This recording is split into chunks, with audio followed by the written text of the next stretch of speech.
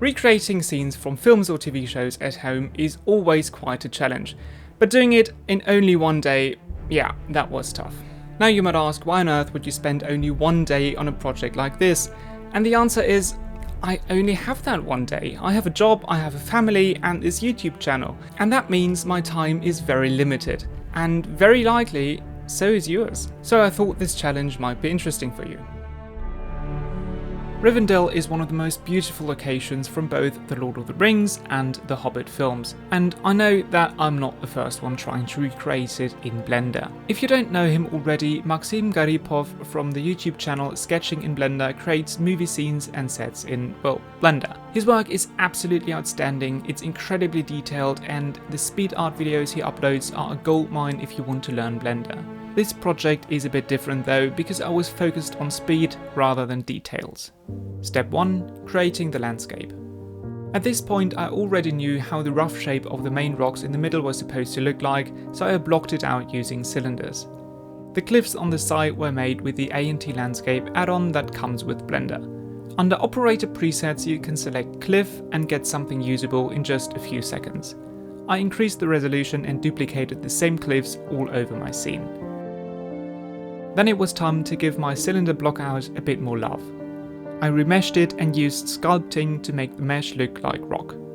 In a first step I used the smooth brush to even out the low poly look of the mesh, and in a second step I used free rock brushes from BlendSwap. You'll find the link to the brushes down below. Sculpting with photoscan brushes is really fun, but it's super easy to overdo it. That meant it was time for step 2, modeling the house.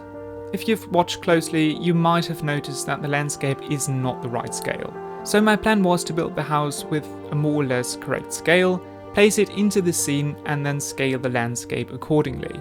As you can see, the house is really just a cube and some super basic modeling. The real magic happens when we add details. A really nice way of adding details is just using a plane and adding a solidify as well as a subdivision surface modifier. Now it's just a matter of extruding and scaling the edges of your plane. And the best part is you can use this method for almost anything that's made out of wood. Also keep in mind that you should mostly add details to the silhouette of your models. This way, no matter what kind of lighting you use, the details will always be visible. That's why I added these kind of things on top of my roof. For the cutouts of the roof, I used the Boolean modifier set to fast. This instantly gave my building that sort of elvish look. After adding free textures from Polyhaven, it was time to place the house into my scene.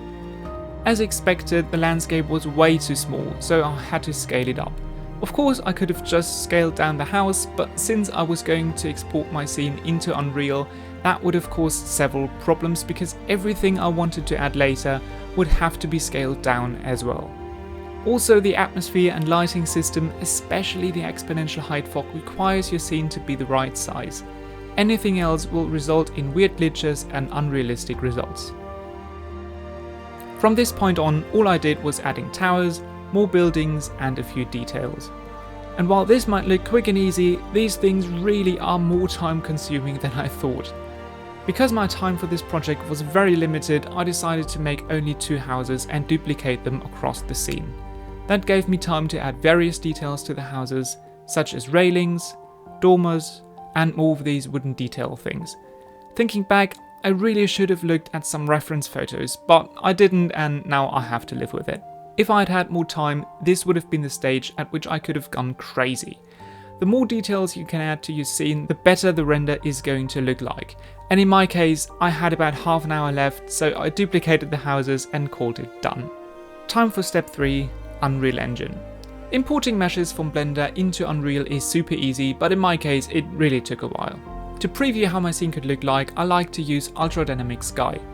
Even though in my final render I went for an HDR of a real sky, using a dynamic lighting system can speed up the look dev, and to be honest, it's just really cool to be able to play around with the lighting.